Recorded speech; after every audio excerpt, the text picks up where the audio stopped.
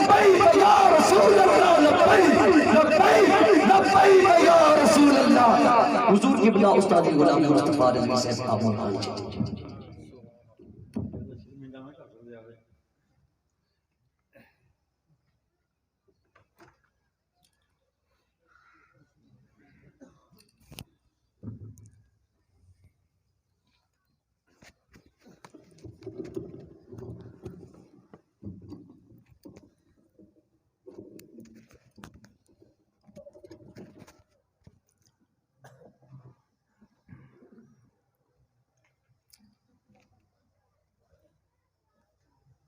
الحمدللہ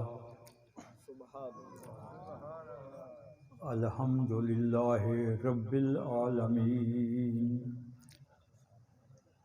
والصلاة والسلام علی سید الانبیاء والمرسلین وعلى آلہ وأصحابہ الطیبین الطاہرین، اما بعد فقد قال اللہ تعالی فی القرآن المجید والفرقان الحمید، فاعوذ باللہ من الشیطان الرجیم، بسم اللہ الرحمن الرحیم، والذی جاء بالصدق وصدق بہ اولئک هم المتقون، صدق اللہ العلی العظیم، وبلغنا رسولہ النبی الکریم، ونحن علی ذلک لمن الشاہدین والشاکرین، والحمد للہ رب العالمین۔ وقال اللہ تعالی فی مقام آخر، ان اللہ وملائکتہ یصلون علی النبی، یا ایہا الذین آمنوا صلوا علیہ وسلموا تسلیما۔ اللہم صل علی سیدنا و مولانا محمد وعلی آل محمد وبارک وسلم وصلی علیہ۔ الصلاۃ والسلام علیک یا رسول اللہ، وسلم علیک یا حبیب اللہ۔ میرے انتہائی واجب الاحترام دوستوں اور عزیزوں، علماء کرام، عزیز طلباء، تمام معززین جو علاقے سے تشریف لائے ہیں، آپ حضرات کو معلوم ہے کہ آج کی یہ پروقار تقریب جانشین رسول خلیفہ اول حضرت سیدنا صدیق اکبر رضی اللہ تعالی عنہ کی یاد میں منعقد کی گئی ہے۔ حضرات گرامی، مجھ سے پہلے میرے عزیز محترم، فاضل نوجوان اور آپ کے علاقے کی آبرو، یہ بہت محبت فرماتے ہیں مجھ سے۔ میں حیران ہوں، میں سوچ بھی نہیں سکتا تھا کہ جتنا انہوں نے مجھے عزت عطا فرمائی اور اتنے الفاظ بولے اب، اور اس کے باوجود فرماتے ہیں مجھے کوئی لفظ ہی نہیں مل رہا کہ میں کیا کہوں۔ جب میں یہ ان کی باتیں سن رہا تو ہے آپ شعلہ بیان خطیب ہیں۔ میں نے خطاب سنا جہاں انوار روم میں جب تھے، اور بہت بڑے جید مدرس ہیں، عمدۃ المدرسین ہیں۔ علاقے کے خوش نصیب ہیں وہ لوگ جو ان کے ساتھ تعاون کر رہے ہیں، جو اپنے بچوں کو یہاں بھیج رہے ہیں۔ میں یہ تصور بھی نہیں کر سکتا تھا کہ ایک چھوٹے سے علاقے میں ایک عظیم الشان درس میں جاؤں گا جہاں علماء کرام کا جھمگھٹا ہوگا۔ اللہ تعالیٰ ان کی عمر دراز کرے۔ میری توقع سے بھی زیادہ انہوں نے جو مجھے عزت دی ہے میں سوچ نہیں سکتا تھا. حقیقت ہے اب 80 سال کے تقریباً قریب بیٹھا ہوں. دل میں بیٹری پڑی ہوئی ہے، میں جاتا نہیں ہوں. دوست مجبور کرتے ہیں، شہر میں زیادہ سے زیادہ حاضری دے دی، لیکن جب میں یہاں پہنچا تو میرا بیٹا میرے ساتھ تھا. کہہ رہا تھا باجی اتنی دور آپ یہاں آ گئے. میں نے کہا میں آیا نہیں ہوں، حضرت مولانا امتیاز الحسن کی محبت مجھے کھینچ کے لے آئی. میں خود آیا نہیں، لایا گیا ہوں. تو حضرتان گرامی اچھے خطیب ہیں، اچھے، میں کہتا تھا یہ بیان کرتے، لیکن انہوں نے حکم دیا میں چند منٹ کے لیے حاضر ہوں. اللہ تعالیٰ سے دعا کریں کہ رب کائنات ہماری اس حاضری کو شرف قبول عطا فرمائے. میں خطیب نہیں ہوں، مقرر نہیں ہوں. آپ حضرات ذہن میں بیٹھے ہوں گے کہ شاید کہیں شعر پڑھیں گے یا کوئی میز توڑنے کی بات، ایسی بات نہیں ہوگی. چند باتیں عرض کروں گا. وہ حضرت سیدنا صدیق اکبر کی بارگاہ میں ان کو خراج عقیدت پیش کریں گے تاکہ قیامت کے دن جب بارگاہ نبوت میں ہم حاضر ہوں تو غوث حضرت سیدنا صدیق اکبر ہمیں دیکھیں اور کہیں حضور یہ مولانا امتیاز الحسن صاحب کے ادارے میں گئے تھے اور میرے فضائل اور مناقب بیان فرمائے تھے. حضرات محترم، آپ کو پتہ ہے کہ حضرت کی ابو بکر کی کنیت ابو بکر ہی ہے، صدیق اکبر کی، لیکن آپ کا اسم گرامی ہے عبداللہ. آپ کا اسم گرامی کیا ہے؟ عبداللہ. آپ کے لقب کیا ہیں؟ ایک لقب ہے آپ کا عتیق اور ایک لقب ہے آپ کا صدیق. بس یہی ایک دو باتیں عرض کروں گا. عتیق اور صدیق، عتیق غیر معروف ہے لقب، لیکن علماء جانتے ہیں، علماء کو پتہ ہے.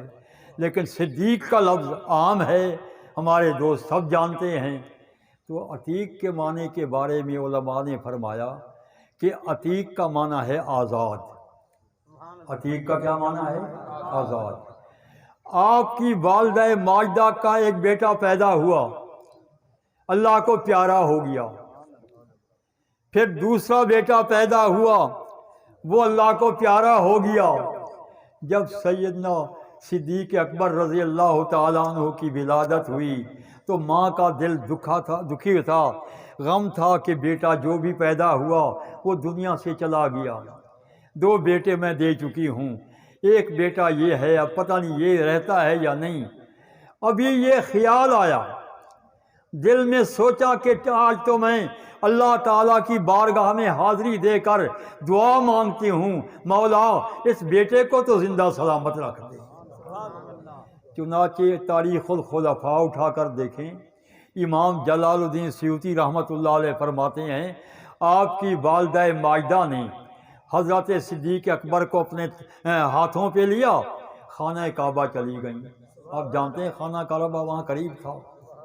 وہاں جا کر انہوں نے کہا اللہم ھذا عتیق من الموت فہبہ لی، مولا اس کو تو موت سے آزاد کر کے مجھے ہی بخش دے. اللہم ھذا عتیق من الموت، یا اللہ اس کو تو موت سے بچا لے، اس کو تو مجھے عطا فرما دے. فہبہ لی، مجھے دے دے. دعا کی، اللہ تعالیٰ نے شرف قبولیت عطا فرمایا دعا کو. اور آپ جانتے ہیں کہ پھر سیدنا صدیق اکبر اسلام کے وہ سپاہ سالار بن کر نکلے کہ دنیا حیران رہ گئی کہ آپ نے اپنا تن من دھن سب کچھ کملی والے کے قدموں پر قربان کر دیا.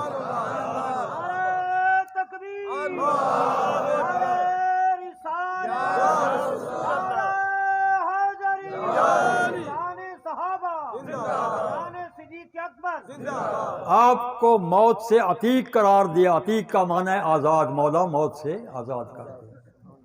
اب یہاں ایک بات قابل توجہ ہے، حضرت محسوس نہ فرمائیں. ہم سب کہتے ہیں کہ امیر المومنین حضرت سیدنا علی المرتضیٰ کرم اللہ تعالی وجہ الکریم کعبے میں پیدا ہوئے.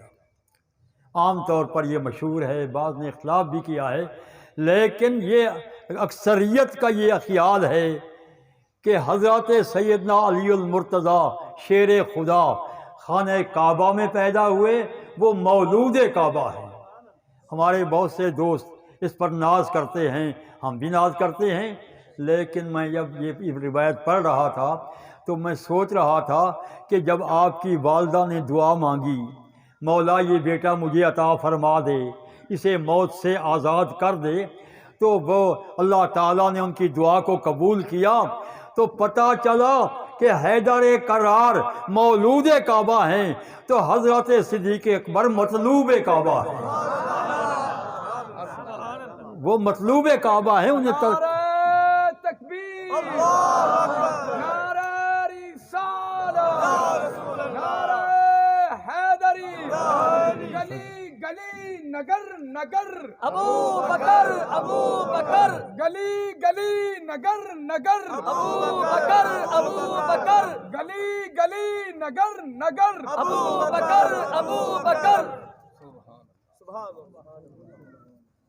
اگر سیدنا علی المرتضیٰ مولود کعبہ ہیں، مانتے ہیں، ان کی عظمتیں تسلیم کرتے ہیں، وہ شیر خدا تھے، وہ حیدر کرار تھے، مانتے ہیں، وہ یقیناً مولود کعبہ ہیں، تو صدیق اکبر مطلوب کعبہ ہیں، اس لیے ان کو عتیق کہا گیا۔ یا عتیق کہنے کی وجہ اور ہے، حضرت ابن عباس یا حضرت ابو طلحہ کی روایت ہے، وہ فرماتے ہیں کہ عتیق کا معنی ہے حسین۔ عتیق کا کیا معنی؟ جو خوبصورت ہو، حسین ہو۔ تاریخ الخلفاء میں ہے کہ لطاقت وجہ ہی اے جمال ہی، آپ کا حسن و جمال تھا، خوبصورت تھے، حسین تھے۔ حضرت جب میں یہ روایت پڑھ رہا تھا تو میں سوچ یہ رہا تھا کہ آپ کو حسین اللہ نے کیوں بنایا، حسین کیوں تھے؟ لگتا ایسا ہے کہ انہوں نے اس منظر، اس پیغمبر کی مسند پر جلوہ گر ہونا تھا کہ جن سے دنیا میں زیادہ حسین کوئی پیدا ہی نہیں ہوا۔ حسین پیغمبر کی مسند سنبھالنی تھی تو حسین کو بٹھایا گیا۔ ایسے نبی جو پیکر حسن و جمال تھے، ان کی مسند جس نے سنبھالنے تھی، اللہ تعالیٰ نے اپنے محبوب کو بھی حسین بنایا اور ان کی جگہ بیٹھنے والے کو بھی حسین ہی بنایا۔ سرکار حسین ہے نا۔ کوئی دوست نعت پہلے پڑھ رہے تھے، میں سن رہا تھا، بڑا مزہ آ رہا تھا سرکار کے حسن کے بارے میں، اور کچھ بات موضوع نہیں ہے، لیکن اتنا میں کہتا ہوں کہ دنیا میں کوئی ایسا حسین پیدا نہیں ہوا جو حسن اللہ نے اپنے پیارے محبوب کو عطا کیا۔ حضرت پیر میر علی شاہ صاحب رحمۃ اللہ علیہ کا وہ پڑھ رہے تھے، لیکن ان کا مجھے ایک شعر اور یاد آ رہا تھا۔ فرماتے ہیں کہ کوئی مثل نہیں ڈھولن دی، سلیکی آتی تو نہیں ہے زیادہ، کوئی مثل نہیں ڈھولن دی، چپ کر مہر علی تے جا نہیں بولن دی۔ سرکار جیسا حسین کسی ماں نے آج تک جنا ہی نہیں، اس لیے عتیق کہتے ہیں حسین کو۔ اور عتیق کا ایک معنی اور ہے آزاد۔ عتیق کا معنی کیا ہے؟ آزاد۔ اور حقیقت یہ ہے کہ یہ لقب خود کملی والے آقا نے عطا فرمایا تھا۔ سرکار دو عالم کو عتیق کا لقب، لقیب تشریح رکھیں، عتیق کا لقب سرکار نے عطا فرمایا۔ یہ بھی دراصل بات یہ ہے، الحمدللہ علماء کا اجتماع ہے، اور یہاں میں جب آیا تو میں اب سوچ نہیں سکتا کہ حضرت نے کس انداز سے استقبال کیا۔ وہ نوجوان طلباء اور بچے یہاں بیٹھے ہیں، وہ تاریخ الخلفاء شاید پڑھ رہے ہوں گے، ان کی یاد دہانی، سبق یاد کروا رہا ہوں۔ پڑھانے کا مطلب یہ ہے نا، سبق یاد ہوتا رہے۔ ہوا یہ کہ تاجدار دو عالم صلی اللہ علیہ وسلم باز فرما رہے تھے، تاریخ الخلفاء میں سرکار باز فرما رہے تھے، صحابہ کرام کا مجمع تھا۔ اب ذرا سوچئے کہ سننے والے صحابہ تھے، سنانے والے کملی والے تھے، وہ مجمع کیسا ہوگا، وہ انداز کیسا ہوگا، وہ محفل کیسی ہوگی وہ اللہ اکبر، وہ چشم تصور سے سوچئے کہ کان تھے صحابہ کے اور آواز تھی کملی والے کی۔ یہ ام المومنین سیدہ عائشہ صدیقہ سے روایت ہے، وہ فرماتی ہیں سرکار باز کر رہے تھے، بینی و بینہم ستر، ان کے درمیان اور میرے درمیان پردہ تھا، میں پردے میں تھی، مجمع تھا بہت سارا، بہت سے لوگ بیٹھے تھے، اور کیوں نہ ہوتا سرکار کا باز۔ حالانکہ میں یہ سوچ نہیں سکتا تھا کہ سہوکا یہ چھوٹا سا قصبہ ہے، اتنا بڑا مجمع کہاں سے ہوگا، لیکن میں سمجھتا ہوں کہ یہ میری خاطر نہیں، میرے عزیز محترم حضرت عمدۃ المدرسین حضرت مولانا مفتی امتیاز الحسن صاحب، اللہ ان کی عمر دراز کرے، یہ ان کا اثر ہے کہ آپ حضرات تشریف لائے، میرے پاس موجود ہیں، تو یہ میری باتیں سن رہے ہیں۔ ذرا اس مجمع پر تصور کیجئے کہ جس میں صدیق اکبر ہوں گے، فاروق اعظم ہوں گے، عثمان غنی ہوں گے، حیدر کرار ہوں گے، حضرت ابو طلحہ ہوں گے، غرضے کے خالد بن ولید، تمام صحابہ ہوں گے، اور کملی والے آقا کا خطاب ہو رہا ہوگا۔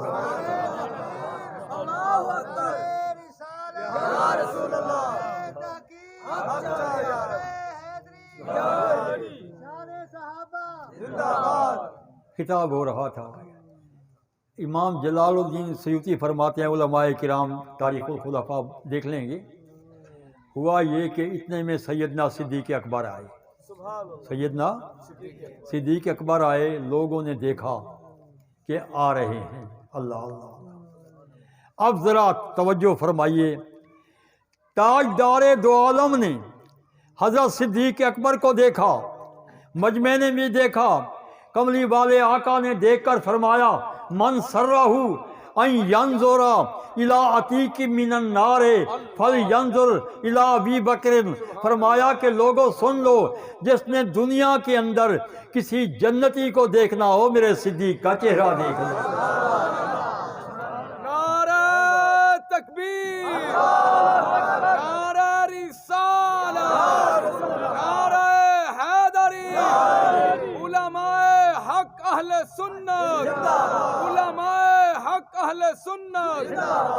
من سرہ ان ینظر الی عتیق من النار، جس نے دوزخ سے آزاد کو دیکھنا ہو، وہ کس کو دیکھ لے؟ صدیق اکبر کو دیکھ لے۔ تو سرکار نے آپ کو عتیق فرمایا ہے۔ کیا کہا ہے آپ کو؟ عتیق۔ یہ آپ کے دو لقب ہیں، مختصر اس سلسلے میں نے عرض کیا، اور مشہور لقب ہے آپ کا صدیق۔ صدیق کا کیا معنی ہے؟ سچ بولنے والا۔ آپ اتنے سچے تھے کہ امام فخر الدین نے بھی لکھا، اور امام جلال الدین سیوطی رحمۃ اللہ علیہ، کانا یلقب فی الجاہلیت، آپ کو زمانہ جاہلیت میں بھی صدیق کہا جاتا تھا۔ جب اسلام نہیں آیا، ابھی اسلام کی شمع روشن نہیں ہوئی، اسلام کا چراغ روشن نہیں ہوا، لیکن اس کے باوجود اس دور میں ابھی اسلام لائے نہیں، آپ اسلام قبول نہیں کیا، اسلام کا اظہار ہی نہیں ہوا، اس وقت آپ کو کیا کرتے تھے؟ کانا یلقب فی الجاہلیت، ان کو صدیق زمانہ جاہلیت میں کہا جاتا تھا۔ یہاں جھوٹ بولا جاتا تھا، وہ عرب کے لوگ جھوٹ کو اس وقت عیب بھی نہیں سمجھتے تھے، عیب نہیں سمجھتے تھے، جھوٹے تھے، لیکن سب کہتے تھے کہ جھوٹے ماحول میں اگر کوئی سچا ہے تو وہ ابو بکر ہے۔ آپ کو صدیق کہا جاتا تھا، کانا یلقب فی الجاہلیت صدیق، لما عرف منہ الصدق، جب ان سے صدق کی باتیں سچ۔ اب یہاں ایک بات کہنا چاہتا ہوں، قابل توجہ ہے، ایک ہوتا ہے صادق، ایک ہوتا ہے صادق، اور ایک ہوتا ہے صدیق۔ علماء فرماتے ہیں کہ صادق کا معنی ہے سچ بولنے والا، اور صدیق کا معنی ہے بہت سچ بولنے والا۔ جو واقعہ جیسا ہوا ویسے بیان کیا، یہ سچ ہے۔ اگر کوئی واقعہ بیان کیا اور وہ غلط بیان کیا تو وہ جھوٹ ہے۔ تو سیدنا صدیق اکبر جب بھی کوئی بات کرتے تھے وہ بات سچی ہی ہوتی تھی، کبھی آپ کی زبان پر جھوٹ نہیں آیا۔ تو اسی حوالے سے مجھے ایک بات یاد آ رہی ہے، نزہۃ المجالس ایک اہم کتاب ہے، علماء بعض اس کا شاید نہ تسلیم کریں، لیکن الحاوی للفتاوی بہت بڑا معتبر حوالے، یہ کتاب ہے فقہ کے حوالوں سے، الحاوی للفتاوی، اس میں بھی انہوں نے نزہۃ المجالس کے حوالے دیے ہیں۔ علامہ عبد الصفور رحمۃ اللہ، عبد الصفوری رحمۃ اللہ علیہ، عبد الرحمن صفوری، انہوں نے ایک واقعہ لکھا ہے، وہ فرماتے ہیں قابل توجہ بات ہے، وہ لکھتے ہیں کہ ہوا یہ کہ ایک خاتون رات کو سوئی، اس نے خواب میں دیکھا کہ اس کے گھر کے اندر ایک کھجور کا درخت تھا، درخت گر گیا ہے، کھجور کا درخت گر گیا، خواب دیکھ رہی ہے۔ خواب میں آدمی دن میں کچھ سوچتا ہے، رات کو خواب میں کئی باتیں آ جاتی، تو وہ پریشان ضرور ہوئی کہ یہ کھجور کا درخت گر گیا، یہ کیا ہوا؟ اس نے کہا کیا کروں، سرکار کی بارگاہ میں چلی گئی، سرکار کی بارگاہ میں کہ تعبیر پوچھوں جا کر، تعبیر کیا ہے؟ جب وہاں گئی، خواب بیان کیا تو سرکار نے فرمایا مائی تیرا خامد کہاں ہے؟ کہا وہ تو قبلہ سفر پر گیا ہوا ہے، کام گیا ہوا ہے۔ آپ نے پھر خاموشی اختیار کی تو آپ نے لوح محفوظ میں دیکھا کہ اس کی موت کا فیصلہ ہو چکا تھا، تو اللہ تعالیٰ نے فرمایا مائی مجھے افسوس ہے، تیرا خامد فوت ہو جائے گا، تیرا خامد فوت ہو جائے گا، گھر نہیں پہنچے گا، وہ سلامتی کے ساتھ فوت ہو کر آئے گا۔ وہ تو رونے لگ گئی، پریشان ہو گئی، آخر خامد گھر کا سرتاج اس کے سر کا اور گھر کا سربراہ، پریشان تو ہونا تھا اس نے، رونے لگی، روتے روتے باہر نکلی۔ علامہ صفوری فرماتے ہیں کہ راستے میں سیدنا صدیق اکبر مل گئے، سیدنا صدیق اکبر رضی اللہ تعالیٰ عنہ۔ پوچھا بھائی کیا بات ہے، رو کیوں رہی ہو؟ اس نے دیکھا تھا کہ سرکار کی بارگاہ سے، حضرت صدیق اکبر نے سوچا کہ میرے آقا کی بارگاہ میں اگر کوئی روتا ہوا جاتا ہے تو ہنستا ہوا واپس آتا ہے، ہنستا ہوا آتا ہے، یہ رو کیوں رہی ہے، میں کیوں رو رہی ہے؟ حضور کیا، حضور سے ہو کے آ رہی ہو پھر بھی رو؟ کہا کیا کروں ابو بکر، میں نے خواب دیکھا، پھر خواب سنایا ان کو اور کہا سرکار نے تعبیر یہ دی ہے کہ تیرا خامد فوت ہو جائے گا۔ آپ نے فرمایا گھبرانے کی کوئی ضرورت نہیں، تیرا خامد صحیح سالم زندہ سلامت واپس آ جائے گا۔ اب یہ باتیں جو میں سنا رہا ہوں، مجھے پتہ ہے کہ میرے فاضل محترم عزیز، سچی بات یہ تو انہوں نے اتنے لفظ میرے حق میں بولے ہیں کہ میرے قد سے زیادہ، بہرحال ان کی محبت ہے، اللہ ان کو زندہ سلامت رکھے، ادارے کو ترقی عطا فرمائے۔ تو میں یاد کر رہا تھا کہ صدیق اکبر نے یہ کہہ دیا کہ وہ، اب ذرا سوچنے کی بات ہے کہ امام الانبیاء نے کیا فرمایا، کائنات کے آقا نے کیا فرمایا، عرش و عرش کے مالک نے کیا فرمایا، صدیق اکبر کیا کہہ رہے ہیں۔ چند دنوں کے بعد اس کا خامد واقعی واپس آ گیا۔ وہ خاتون آئی سرکار کی بارگاہ میں خوشی کا اظہار کرنے کے لیے، سرکار ابھی وہیں تھے، حضرت جبرائیل علیہ السلام آئے، انہوں نے کہا آقا آپ اس سلسلے میں سوچئے نہیں، بات دراصل یہ ہے آپ نے سچ فرمایا تھا کہ لوح محفوظ میں لکھا تھا کہ وہ فوت ہو جائے گا، آپ نے صحیح فرمایا، لیکن جب ابو بکر نے کہہ دیا کہ وہ زندہ سلامت آ جائے گا تو اللہ تعالیٰ نے صدیق اکبر کی صداقت کو برقرار رکھنے کے لیے اپنی تقدیر کو بدل دیا ہے۔ یا رسول اللہ، حق جاریہ، حق جاریہ۔ بہرحال بات تو میں عرض کر رہا تھا کہ علامہ اقبال نے بھی کہا ہے کہ نگاہ مرد مومن سے بدل جاتی ہیں تقدیریں، تو اگر صدیق اکبر کے لیے تقدیر بدل گئی، اللہ تعالیٰ نے یہ گوارا نہیں کیا کہ جس کو میرے محبوب نے صدیق کہا ہے، جس کو میرے محبوب نے صدیق کہا ہے ان کی صداقت کی چادر پر داغ نہ لگ جائے، لہٰذا انہوں نے کبھی جھوٹ نہیں بولا۔ تو حضرت کو آپ کو کیا کہا گیا صدیق؟ یہ لقب کس نے دیا؟ کملی والے آقا نے۔ اللہ اکبر۔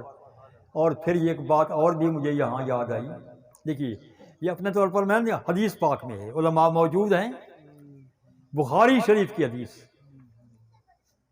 یار یہ مقام حضرت صدیق اکبر کو ایسے نہیں مل گیا، تاجدار صداقت ایسے نہیں بن گئے۔ اللہ تعالیٰ نے جو انہیں یہ عزت عطا فرمائی ہیں اور ایک مقام عطا کیا ہے، ایسے نہیں کیا۔ ان کی جو ادا ہم دیکھتے ہیں، صدیق کے لفظ صدیق کے بارے میں عرض کرتا ہوں، ان کی جو ادا دیکھتے ہیں، دیکھیے لمبی باتیں میں نہیں کرنا چاہتا، اس کے آپ کے اسلام کے بارے میں کبھی سنا آپ نے علماء سے؟ علماء کرام نے بیان کیا ہوگا کہ سیدنا صدیق اکبر کی ذات گرامی وہ ہے کہ جب آفتاب نبوت طلوع ہوا تو سب سے پہلی کرن مردوں میں سیدنا صدیق اکبر کے دل پر پڑی، یا یوں کہیے کہ جب شمع رسالت روشن ہوئی تو سب سے پہلی روشنی مردوں میں صدیق اکبر کے دل پر پڑی۔ آپ کا بولنا عجیب، آپ کا انداز، مجھے ان کے حوالے یاد آ رہی ہے بات، فرازی نے یا دیگر کتابوں بھی ہے، تفسیر در منصور وغیرہ کا، بہرحال عرض یہ کر رہا تھا، بڑھاپے کی وجہ سے کچھ حافظہ ایسا ہے نا جی، تو عرض کر رہا تھا علماء بیان کرتے ہیں کہ سرکار صدیق اکبر رضی اللہ تعالیٰ عنہ بہت بڑے تاجر تھے، بہت بڑے تاجر تھے، کپڑے کی تجارت کرتے تھے، اور ان دنوں ملک شام جو تھا وہ تجارت کی بہت بڑی منڈی تھی۔ مکے کے لوگ، مدینہ منورہ کے لوگ، ادھر ادھر سب شام جاتے تھے، آتے تھے، تو آپ بھی وہاں جاتے تھے۔ تجارت مقدس پیشہ ہے۔ اللہ تعالی ہمارے تمام دوستوں کے جائز تاجروں جو تجارت جائز طریقے سے کر رہے ہیں برکتیں عطا فرمائے۔ میری دل سے دعا نکلتی ہے، ہمارے ابھی تعارف کرائے بلال صاحب کا، ایک اور صاحب کیا نام بتایا تھا؟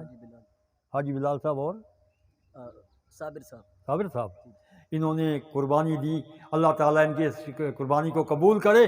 یہ ادارہ ہے جب تک رہے گا انشاء۔ دیکھیے حدیث پاک میں آیا، حضور علیہ السلام نے فرمایا اذا مات الانسان انقطع عنہ عملہ۔ محمد صابر صاحب کہاں بیٹھے ہیں اور حاجی بلال صاحب کہاں ہیں؟ اذا مات الانسان انقطع عملہ الا من ثلاثۃ، جب آدمی مر جاتا ہے نا تو نہ نماز پڑھ سکتا ہے، نہ روزہ رکھ سکتا ہے، نہ حج کر سکتا ہے، نہ زکوٰۃ، انقطع عنہ عملہ، عمل ختم۔ الا من ثلاثۃ، تین فرد وہ ہیں کہ وہ مر گئے، دنیا سے چلے گئے، لیکن ان کے نامہ اعمال میں نیکیوں کا اضافہ ہوتا رہتا ہے۔ یہ مسلم شریف کی حدیث ہے، مشکات میں بھی ہے، اور یہاں مولانا کا کتب خانہ دیکھا دل خوش ہو گیا، یہاں بھی موجود ہوگی۔ کیا ہے وہ کہ الا من صدقۃ جاریۃ، جو صدقہ جاریہ کر کے جاتے ہیں، یہ صدقہ جاریہ ہے ان کا۔ اور من علم ينتفع بہ، یا وہ علم جس سے نفع حاصل کیا جائے، اور والد صالح یدعو لہ، یا اس کے بعد اس کی نیک اولاد اس کے دعا کرتی رہے۔ تمام لوگوں کے عمل ختم ہو جاتے ہیں، ان کے اعمال جاری رہتے ہیں۔ تو بہرحال میں تمام ان کے معاونین کو مبارکباد پیش کرتا ہوں، وہ جس قدر بھی تعاون کر رہے ہیں، اللہ تعالیٰ سب کو برکتیں عطا فرمائے۔ تو میں تاجروں کے حوالے سے عرض کر رہا تھا، صدیق اکبر تجارت کے لیے گئے، کہاں گئے؟ ملک شام، کپڑا لینے گئے۔ کپڑے کے بہت بڑے تاجر تھے، شہر میں بہت بڑا مقام تھا، مکے کے لوگ مشورہ ان سے کرتے تھے، صاحب بصیرت تھے، صاحب فکر تھے۔ بہرحال ہوا یہ کہ گئے کپڑے کے لیے۔ عبد الرحمن صفوری رحمۃ اللہ علیہ نزہۃ المجالس میں لکھتے ہیں، حوالے کا ذمہ دار۔ وہاں رات ہو گئی، کھانا کھایا، لیٹ گئے، سو گئے۔ خواب میں دیکھتے ہیں کہ ایک سورج نکلا ہے اور ایک چاند نکلا ہے، اور وہ میرے قریب آیا ہے، انہوں نے سینے سے لگایا۔ خواب میں چادر اوڑھی اور سو گئے۔ لیکن سونا نیند کیا آنی تھی، ایسا خواب عجیب سوچتے رہے کہ تعبیر کیسے پوچھوں. حضرت مجھے ٹائم بتا دیجیے گا کہ ایسا نہ ہوگا اچھا میں تعبیر کہاں سے پوچھوں. اللہ اکبر. صبح کو اٹھا تو ایک آدمی سے پوچھا، اس نے کہا بات یہ ہے یہاں ایک راہب ہے اور وہ تعبیریں خوب بتاتا ہے، تورات کا بھی حافظ ہے، انجیل کا بھی حافظ ہے، بہت بڑا عالم ہے، بہت بڑا ماہر ہے، اور لوگ علمی حوالے سے اس پر اعتماد کرتے ہیں. کیونکہ جب کوئی مسئلہ یہاں پیش ہوتا ہوگا تو علمی حوالے سے ہمارے دوست آتے ہوں گے حضرت مفتی امتیاز الحسن صاحب کے پاس کہ ذرا یہ مسئلہ بتا دو، یہ ہوتا ہے یہ اہل علم سے. چنانچہ ہوا یہ، آپ گئے راہب کے پاس، راہب کو بتایا کہ یار رات میں نے یہ خواب دیکھا ہے، میری سمجھ میں نہیں آتا یہ کیا ہے. اس نے جب چہرے کو دیکھا نا تو کہا میں نا ہے نا آپ کہاں کے رہنے والے ہیں؟ آپ نے کہا مکے کا رہنے والا ہوں.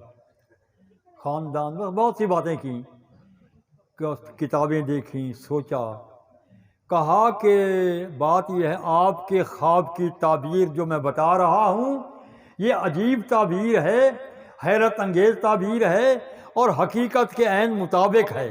کہا جی وہ کیا؟ کہا اس کی تعبیر یہ ہے کہ مکہ مکرمہ میں ایک شخص نبوت کا اعلان کرے گا، ایک شخص نبوت کا اعلان کرے گا، لوگ اس کا مذاق اڑائیں گے، نہیں مانیں گے، لیکن آپ وہ خوش قسمت ہیں کہ سب سے پہلے اسلام کی سعادت اللہ آپ کو عطا کرے گا. پہلے کلمہ پڑھنے والے آپ ہوں گے. آپ بڑے حیران ہوئے، کاروبار کو سمیٹا، کپڑا جتنا لینا تھا لے چکے، چل پڑے واپس گھر. ملک شام خاصی فاصلے پر تھا، آ گئے بہرحال. گھر میں پوچھا بتاؤ کیا صورت حال ہے؟ انہوں نے کہا سب ٹھیک ہے، کوئی بات نہیں ہے، لیکن ایک بات ہے کہ حضرت عبداللہ رضی اللہ تعالی عنہ، اور ایک بات یہاں عرض کر دوں کہ ہم سرکار کے والدین کریمین کو جنتی مانتے ہیں، وہ جنتی تھے. ایک طبقہ کہتا ہے ماتا علی الکفر، انہوں نے کہا کہ وہ کافر تھے، لیکن الیاذ باللہ یہ ان کا عقیدہ ہے، ہمیں اسے سروکار نہیں ہے. ہمارا ایمان یہ ہے کہ جن کے صدقے ہمارے ماں باپ جنت میں جائیں گے ان کے ماں باپ دوزخ میں کیسے ہو سکتے ہیں؟ والدین کریمین. تو کہا حضرت عبداللہ کا نام لیا کہ ان کے جو بیٹے تھے نا محمد صلی اللہ علیہ وسلم، انہوں نے نبوت کا دعویٰ کیا ہے. وہ کہتے ہیں میں نبی ہوں. ابو جہل، عتبہ، شیبہ وغیرہ یہ سارے مذاق اڑا رہے ہیں. کوئی کسی چوک میں کھڑے ہیں اکٹھے، لو جنیا فتنہ، یہ ایسی باتیں بنا رہے ہیں، لیکن یہ بس نئی بات تو کوئی اور نہیں، بس یہ بات ضرور نہیں ہے. تو آپ نے کہا ٹھیک ہے. آپ گئے سرکار کی بارگاہ میں.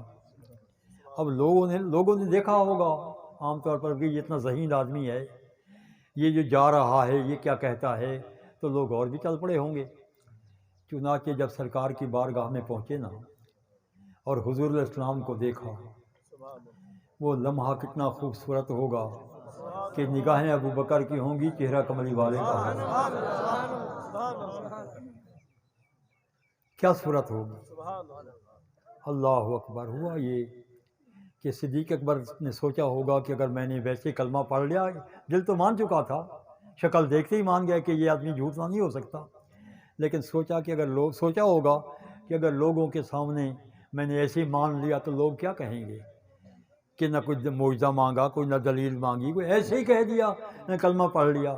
ہم تو کہتے تھے وہ آئیں گے تو بات بنے گی، انہوں نے تو آتے ہی کام خراب کر دیا. اب آپ چپ کر کے بیٹھے رہے. کہنے لگے جی میں نے سنا ہے کہ آپ نے نبوت کا دعویٰ کیا ہے.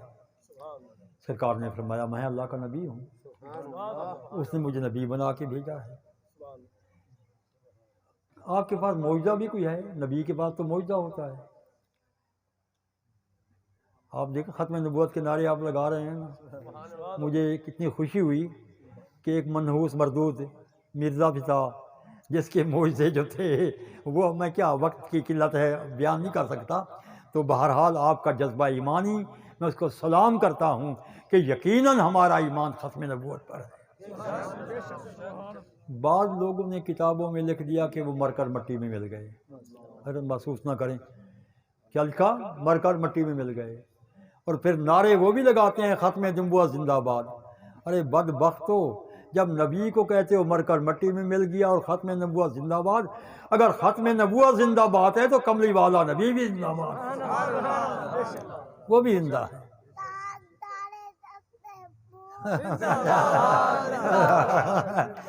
تارے ختم میرا، ہاں بولو ہو گیا، میرا بیٹا بھی زندہ باد ہے. دل بھی حاضر جا بھی حاضر، دل بھی حاضر جا بھی حاضر، واہ، دل بھی حاضر جا بھی حاضر. جیتے رہو میرے بیٹے، جیتے رہو. شاباش شاباش شاباش. لبیک لبیک یا رسول اللہ، لبیک لبیک لبیک یا رسول اللہ، لبیک لبیک لبیک یا رسول اللہ، لبیک لبیک لبیک یا رسول اللہ، لبیک لبیک لبیک یا رسول اللہ، لبیک نہیں عالم شہلا آپ کو بتا تاجدار ختم نبوت زندہ باد، زندہ باد، تاجدار ختم نبوت زندہ باد، زندہ باد. سب نبی جان فخرو من سب نبی جان فخرو من سب نبی جان فخرو. جب تک سورج چاند رہے گا جب تک تیرا نام رہے گا، جب تک سورج چاند رہے گا رسمی تیرا نام رہے گا. تاجدار ختم نبوت زندہ باد، زندہ باد. انہیں جانا، انہیں مانا، انہیں جانا، انہیں مانا، انہیں جانا، انہیں مانا، انہیں جانا، انہیں مانا، انہیں جانا، انہیں مانا. نہ رکھا غیر سے کام، للہ الحمد. ماشاء اللہ. حضرت مبارک خادم حسین، خادم حسین، آنکھوں کی ٹھنڈک دل کا چین، خادم حسین، خادم حسین. یہ حضرت آپ کی طبیعت ہے. تو میں عرض کر رہا تھا کہ صدیق اکبر نے چہرہ دیکھا سرکار کا، اور پھر کہا کہ جی آپ کہتے ہیں میں اللہ کا نبی ہوں. یاد ہے نا بات؟ میں یہی عرض کر رہا تھا میں اللہ کا نبی ہوں تو کوئی معجزہ ہے؟ سرکار مسکرا دیے. اللہ اکبر. اس کے سرکار کا مسکرانا کوئی عام مسکرانا نہیں تھا، اس تبسم کی عادت پہ لاکھوں سلام. ہمارے علماء کہتے ہیں کہ کملی والے آقا مسکراتے زمین پر تھے، آسمان کے دروازے کھل جاتے تھے، جنت کے دروازے کھل جاتے تھے. تو سرکار مسکرائے، فرمایا کیا کہہ رہے ہو؟ اب لوگ متوجہ ہوئے کہ اتنا سوال کیا ہے نا ابو بکر نے، اب جواب نہیں بنے گا. فرمایا کیا پوچھا ابو بکر؟ حضور آپ جو کہتے ہیں کہ میں اللہ کا نبی ہوں، آپ کے پاس کوئی دلیل، کوئی ثبوت ہے؟ اللہ اکبر. کملی والے آقا نے فرمایا روئے اللہ تی رائے تبھی شام، میرے دعوی نبوت کی دلیل تمہارا وہ خواب ہے جو تم ملک شام میں دیکھ کے آئے ہو. میرے دعوی نبوت کے، اللہ اکبر، وہ خواب. اگر میں یہاں سو رہا ہوں، حضرت مفتی صاحب میرے قریب بیٹھے ہوں اور میں خواب دیکھ رہا ہوں، سارے بیٹھے، کسی کو پتہ نہیں چلے گا میں کیا کر رہا ہوں، لیکن قربان جائیں اس پیغمبر اعظم کی ذات پر، قربان جائیں اس رسول معظم پر، ان کے قدموں کی خاک پر قربان جان دے دیں. حقیقت یہ ہے کہ خواب دیکھنے والا ملک شام میں خواب دیکھتا ہے، اور دیکھتا بھی خواب ہے، بتاتا بھی کسی کو نہیں. لیکن اللہ تعالیٰ نے اپنے پیارے محبوب کو اتنا علم عطا کیا ہے کہ بیٹھے مکے میں ہیں، خواب صدیق کا دیکھ رہے ہیں. اس انداز کا اسلام ہے. اسلام کے لیے ان کی قربانیاں. تو عرض کرتا، صدیق کے حوالے سے بات عرض کر رہا تھا کہ بخاری شریف کی حدیث ہے. کس کی حدیث ہے؟ بخاری شریف کی. تھک تو نہیں گیا پورا؟ حالانکہ میں زیادہ تھکا ہوا ہوں، اور میں نے پہلے عرض کیا ہے کہ میرا دل بیٹری سے چل رہا ہے. بیٹری پتہ نہیں کب تک چلے گی. بہرحال تو آپ تو ماشاءاللہ جوان لوگ ہیں، صحت مند ہیں، میں تو کئی گھنٹے کا سفر کر کے آیا ہوں، چند باتیں یاد کر کے ختم کرتا ہوں بات کو. تو بات یاد کر رہا تھا کہ سرکار بخاری شریف کی حدیث، حضرت آپ نے حضرت صدیق اکبر سے فرمایا کہ چلو ذرا سیر کو چلیں.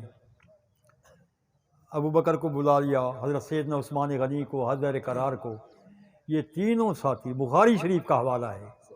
لوگ کہتے ہیں نا کہ حدیث ہو تو بخاری کی ہو یا مسلم کی ہو، تو یہ بہرحال اگر یہاں وہ کوئی ہے مسئلہ تو ان کے علم میں ہونی چاہیے بات کہ بخاری میں ہے. جب پہنچے سیر کے لیے باہر نکلے، احد پہاڑی پر گئے. احد پہاڑی پر، احد قریب ہے. جن لوگوں کو یہ سعادت حاصل ہوئی ہے اب بھی وہ سوچیں گے کہ احد کے کیا انداز ہیں. اللہ اکبر.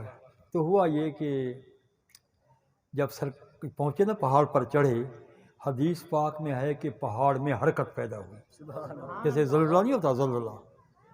تو لوگ یہ جو کہ حدیثیں پڑھاتے ہیں کہ زلزلہ آ گیا تھا. زلزلہ نہیں آیا تھا. ہمارے علماء کہتے ہیں پہاڑ نے حرکت کی تھی، ہم مانتے ہیں، لیکن زلزلہ نہیں آیا تھا، بلکہ پہاڑ خوشی سے جھوم رہا تھا کہ کملی والے کے میرے پر قدم آ گئے ہیں. پہاڑ خوشی سے جھوم رہا تھا. اللہ اکبر. سرکار نے فرمایا کہ اسکن فإنما علیک نبی و صدیق و شہیدان. یہ بخاری کے الفاظ ہیں. پرسکون ہو جا. پہاڑ رک گیا. کیوں نہ رکتا؟ حکم کس کا تھا؟ کس کا حکم تھا؟ رک گیا. جو بات میں کہنے لگا ہوں وہ یہ کہ حضرت ابو بکر کو دیکھ کر فرمایا انما علیک نبی و صدیق. نبی تو آپ تھے، صدیق بھی ہے، دو شہید ہیں. اب حضرت سوچئے شہید کون ہیں؟ حضرت فاروق اعظم اور حضرت عثمان غنی. حالانکہ ابھی کئی سال خلافت کرنی تھی فاروق اعظم نے، فتوحات کا دور آنا تھا، اسلام کو غلبہ حاصل ہونا تھا. پھر ان کی وصال شہادت کے بعد حضرت عثمان کا دور آنا تھا، ان کا دور گزرنا تھا، پھر انہوں نے شہید. ابھی کافی سال پڑے ہوئے تھے. لیکن خدا کی قسم ہے جو کچھ آگے ہونے والا تھا کملی والے پہلے بتا رہے تھے. ہمارے ملتان کے لوگ کہہ دیتے ہیں کہ انہیں دیوار کے پیچھے کا بھی پتہ نہیں تھا. بعض لوگ، سارے نہیں، ملتان کے بعد لوگ کہہ دیتے ہیں انہیں دیوار کے پیچھے کا بھی پتہ نہیں تھا. تم دیوار کی بات کرتے ہو خدا کے بندو، وہ تو قیامت تک کے حالات کو جانتے ہیں. عالم ما کانا و ما یکون ہیں، ہمارا ایمان ہے. اور پھر حقیقت یہ ہے کہ اچھا صحابہ نے بھی اعتراض نہیں کیا. وہ کہتے جناب ہم تو زندہ موجود ہیں، آپ نے کیسے ہمیں شہید کہہ دیا؟ وہ جانتے تھے کہ جو کوئی جو ان کے منہ سے جو نکلی وہ بات ہو کے رہی. تو بات جو عرض کر رہا تھا، سرکار نے ابو بکر کے بارے میں فرمایا صدیق. صدیق کہا نا. اور ایک بات اور بھی ہے، حضرت بیان کرتے ہوں گے، علماء بھی بیان، کہ سرکار نے جو صدیق کہا اپنی مرضی سے نہیں کہا، اپنے خود نہیں کہا، کیونکہ ہمارا ایمان قرآن کی روشنی میں یہ ہے وَمَا يَنْطِقُ عَنِ الْهَوَىٰ إِنْ هُوَ إِلَّا وَحْيٌ يُوحَىٰ. وہ اپنی مرضی سے نہیں بولتے، بلکہ زبان ان کی ہوتی ہے، بولنے والا خدا ہوتا ہے. وَمَا يَنْطِقُ عَنِ الْهَوَىٰ إِنْ هُوَ إِلَّا وَحْيٌ. تو معلوم ہوا کہ صدیق آپ کا لقب ہے.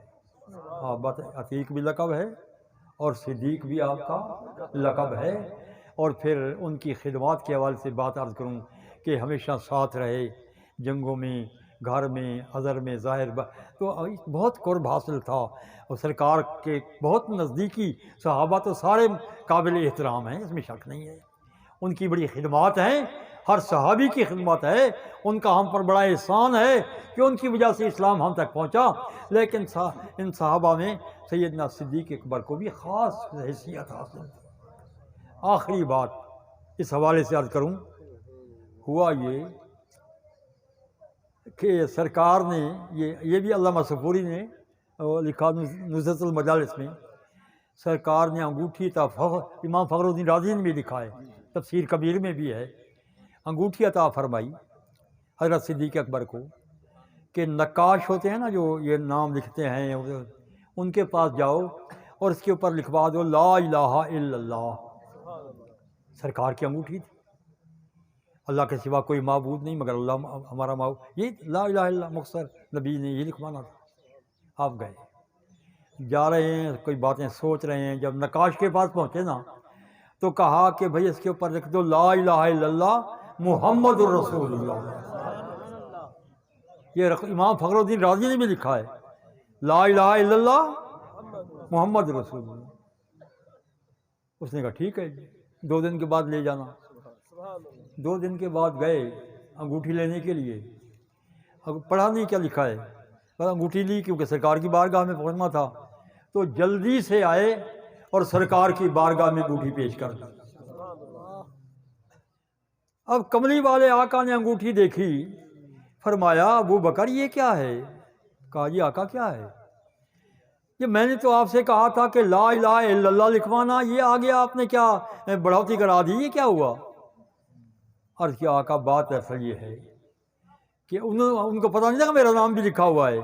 آقا بات یہ ہے کہ آپ نے تو فرمایا لا الہ الا اللہ لکھواؤ، لیکن میں نے سوچا راستے میں کہ جو خدا آپ کو کسی لمحے اپنے آپ سے جدا نہیں کرتا، جہاں اس کا نام آتا ہے وہاں آپ کا نام بھی ہوتا ہے، تو میرا پھر ایمان نے گوارا نہیں کیا کہ صرف لا الہ الا اللہ لکھواؤں، اس لیے میں نے محمد رسول لکھوا دیا۔ چلو فرمایا وہ تو چلو اچھا کہ لکھوا دیا آپ نے، لیکن اپنا نام کیوں لکھوایا؟ آگے لکھا ہوا ہے صدیق، ابو بکر صدیق، یہ کیوں لکھوایا؟ آپ نے کہا میں قسم اٹھا کر کہتا ہوں کہ میں نے نہیں لکھوایا، میں نے نہیں کہا۔ راضی لکھتے ہی امام کہ اتنے میں حضرت جبرائیل علیہ السلام آئے، محفل ابھی تھی، بات ہو رہی تھی، آئے کہا کہ آقا آپ زیادہ نہ سوچیں، وجہ یہ ہے کہ ابو بکر نے یہ گوارا نہیں کیا کہ آپ کے نام کو اللہ کے نام سے جدا کرتا، تو اللہ نے بھی یہ گوارا نہیں کیا کہ ان کے نام کو آپ کے نام سے جدا کرتا۔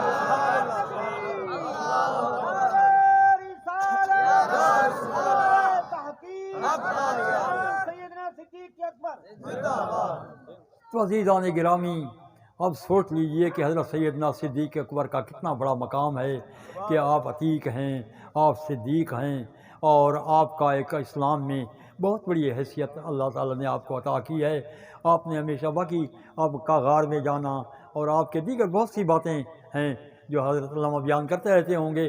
میں بار دیگر دعا کرتا ہوں کہ اللہ تعالیٰ ہمیں ہمارے اس ادارے کو زیادہ سے زیادہ کامیابی عطا فرمائے۔